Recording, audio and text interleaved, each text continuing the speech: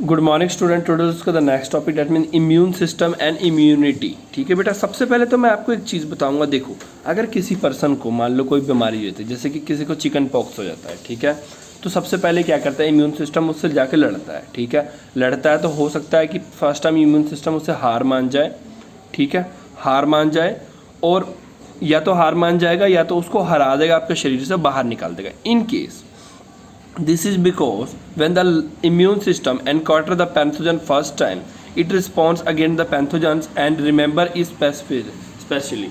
मतलब क्या होता है, जब फर्स्ट टाइम कभी भी इम्यून सिस्टम कभी भी किसी पैथोजन मतलब वायरस एक्सेट्रा से जाके लड़ाई करता है या टकराता है, तो वो क्या करता है, उसको अच्छे से जान जाता है कि वो कैसा है, किस तरह का है, एंड उसके रिगार्डिंग सभी तरह की मेमोरी अपने अंदर स्टोर कर लेता है। ठीक है, और अगर लाइफ में सेकेंड टाइम कभी भी वो वायरस आपके बॉडी पे दोबारा अटैक करेगा, तो क्योंकि हमारे इम्यून सिस्टम को पता होता है कि वो किस तरह का वायरस है, वो फटाफट जाके उसके साथ काफ़ी ज़्यादा पावर से लड़ाई करना शुरू कर देता है, क्योंकि उसको उसके बारे में सब कुछ पता होता है कि वो किस तरह का है, उसका स्ट्रक्चर कैसा है, वो कैसे कहाँ जाके कब्जा करेगा, सब कुछ पता होता है। ठीक है, इसका मतलब क्या है कि हमारा इम्यून सिस्टम भी बहुत समझदार होता है हमारी तरह।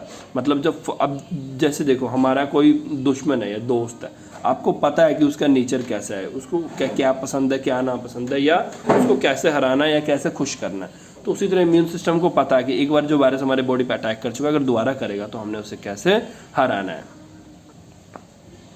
ठीक है, this is the basic of the principle of the immunisation and the based on the property of memory. ठीक है, ये किस पे बेस्ड होता है, मेमोरी पे ऑफ इम्यून सिस्टम के। इन अदर वर्ड आप ये कह सकते हो कि एक पर्सन क्या करता है, डेवलप कर देता है अपने इम्यून सिस्टम को उस डिजीज के अकॉर्डिंग। ठीक है, जैसे आजकल समटाइम आपने सुना होगा प्लाज्मा डोनेशन की बात हो रही है आजकल।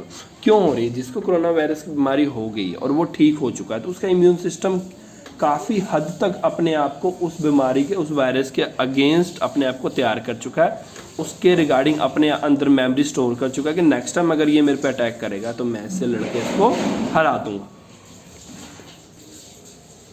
ठीक है बेटा, इसलिए डॉक्टर्स सलाह दे रहे हैं कि जब तक मेडिसिन नहीं मिलती है कि आप प्लाज्मा डोनेट करो, ताकि अगर आपका प्लाज्मा किसी और पर्सन के बॉडी में डाला जाएगा, वो प्लाज्मा मान लो वो प्लाज्मा आपके ब्लड में मिलेगा, अगर ब्लड में मिलेगा तो वो भी इम्यून सिस्टम का पार्ट होगा, तो वो इम्यून सिस्टम को बताएगा कि मैं पहले भी इस बीमारी से लड़ चुका हूँ। ठीक है, हाँ वो अलग बात है किसी और की बॉडी में, बट अगर वो आपकी बॉडी में वो प्लाज्मा जा चुका तो मतलब वो उसे बताएगा पहले भी लड़ चुका हूँ, इसका ये सिस्टम है, तो वो क्या करेगा, उससे लड़कर आपको बचा देगा। काफ़ी हद तक ये चीज़ कामयाब भी रही है, बट काफ़ी हद तक नहीं भी रही है। ठीक है बेटा, 50-50 कह सकते हो, या तो ज़्यादातर इसमें कामयाबी रही है बट कुछ टाइम अनसक्सेसफुल भी हुआ है। ठीक है, देयरफॉर इम्यूनिटी क्या होता है, कैपेसिटी ऑफ बॉडी होता है कि कितनी पावर से वो किसी इन्फेक्शन से लड़ सके। ठीक है, और इम्यूनिटी क्या करता है, अपने अंदर मेमोरी स्टोर कर लेता है। ठीक है, और सामने आने वाले चीज़ों से वो लड़ सके। ठीक है बेटा, इसके पीछे आपने ये इस कलर के पेजेस होंगे। ठीक है, वो नहीं करना बेटा, वो फॉर जनरल नॉलेज के लिए ही आपका। ठीक है, पढ़ना है तो कोई पढ़ सकता है। ओके, नेक्स्ट बेटा, मैंने जो आपको ये कराई दिया है, memory cell of immune system. The specificity and memory of the immune system is remarkable. This is the immunological memory depend करता है नंबर ऑफ मेमोरी सेल, और ये डिपेंड करता है कि इसकी मेमोरी कितनी अच्छी और कितनी स्ट्रॉन्ग हुई, वो डिपेंड करता है मेमोरी सेल आपकी बॉडी में कितने प्रेजेंट है। दिस सेल रिमेंबर, और ये सेल क्या करता है, रिमेंबर करता है एंटीजन और infection that are encounter before और react against them more vigorously to promote the second and sequent exposures. मतलब क्या होता है, मतलब क्या है कि ये आपके बॉडी, मतलब सबसे पहले क्या हुआ कि ये किस पे डिपेंड करता है कि हमारे बॉडी में कितने मेमोरी सेल्स है। जितना ज़्यादा मेमोरी सेल्स होगा वो उतना ज़्यादा इंफॉर्मेशन उसके रिगार्डिंग स्टोर कर रखेगा, ताकि नेक्स्ट टाइम जब भी लड़ाई हो या जब भी वो वायरस आप पे अटैक करे, वो जल्दी जल्दी उससे लड़कर उसको ख़त्म कर सके। This type of activity immunisation is usually long lasting होता है, as long as memory cell present in the body cell. ठीक है बेटा, जितना टाइम तक हमारे बॉडी में मेमोरी सेल प्रेजेंट रहेगा उतने टाइम तक ये एक्टिवेट और अच्छे से काम करेगा। For the some diseases a single dose of vaccine आपने देखा होगा कभी कभी क्या होता है, एक सिंगल गोली खाने से भी इंसान ठीक हो जाता है, ठीक है। क्यों ऐसा इसलिए होता है कि मान लो आपको फीवर हुआ, हमारी बॉडी को पता है, हमारे इम्यून सिस्टम को पता है कि हमें फीवर होता है और वो कैसे ठीक होता है। तो अगर किसी का इम्यून सिस्टम स्ट्रांग है, अगर उसे फीवर हुआ, एक ही गोली खाओ ठीक हो जाता है। कई तो महीने महीने खाते रहते हैं, उसको फीवर ठीक नहीं होता है। उसके पीछे वो हम कह सकते हो आप कि मेमोरी सेल्स कमी होगी या तो उसकी इम्यून सिस्टम काफ़ी वीक है, ठीक है।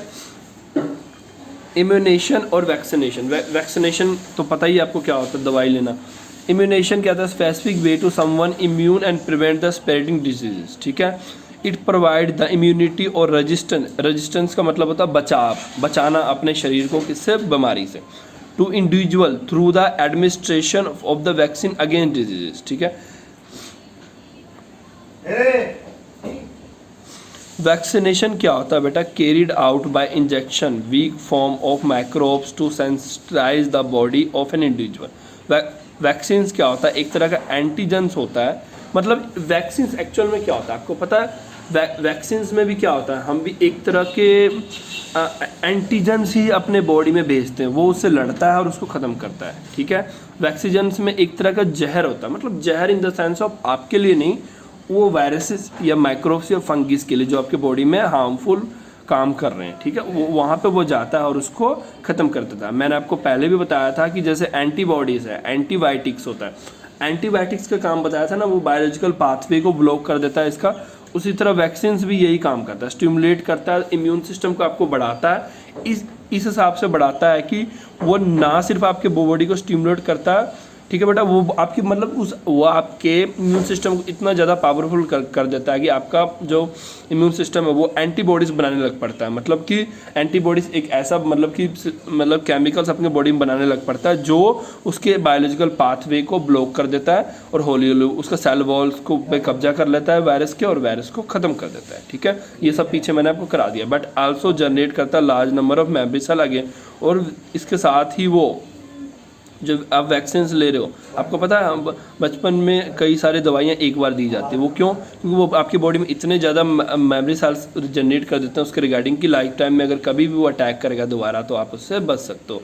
Vaccine do not actually cause the disease but activate the immune, मतलब एक्चुअली आप ये नहीं कह सकते कि वैक्सीन उस डिजीज़ को ख़त्म करता है, एक्चुअली वो हमारे इम्यून सिस्टम को इतना पावरफुल बनाता है। एक मतलब आप ऐसा समझ लो कि एक स्पीच दे रहा है, वो इतना पावरफुल स्पीच दे रहा है आपके सामने कि आपको एक्टिवेट करता है वो कि पढ़ने के लिए, ठीक है, पढ़ने के लिए या लाइफ में कुछ करने के लिए, तो ना कि वो खुद आपके लिए कुछ करता है। आपने देखा कभी कोई मंत्री किसी के लिए थोड़ा कुछ जाके करता है, कोई घर थोड़ा बनाता है, वो एक स्पीच देता है, इतना पावरफुल स्पीच देगा कि आपको लगेगा नहीं यही ठीक है, इसी को ही वोट देना है। या तो एक टीचर भी होते हैं वो आपको स्पीच देते हैं, ठीक है बेटा, आपको आपके लिए वो अच्छा सोचते हैं, आपको अच्छा समझाते हैं ताकि वो आप अच्छा काम कर सको। उसी तरह वो आपके इम्यून सिस्टम को इतना पावरफुल करता है। Vaccine do not actually cause the disease, बस एक्टिवेट करता है इम्यून सिस्टम और show that it remember the pathogen specially when the vaccinated person expose करता है सेम पैथोजन अगेन, ठीक है, हमारी मेमोरी को पता होता है वो